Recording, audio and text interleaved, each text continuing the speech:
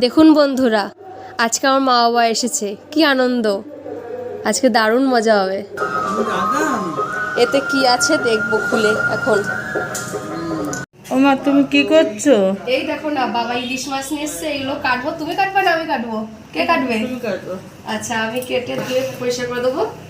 আর এই বাবু মটন নিয়ে এসছে, এটাও পরিষ্কার করে ধুয়ে দেবো। তুমি রান্না করবে।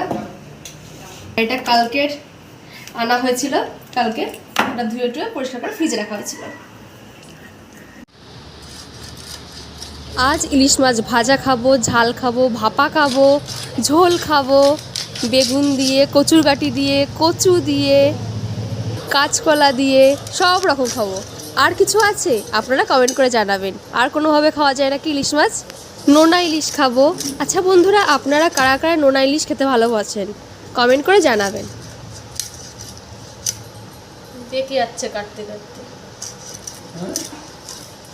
ধান না তো দেখে যাচ্ছে তাই।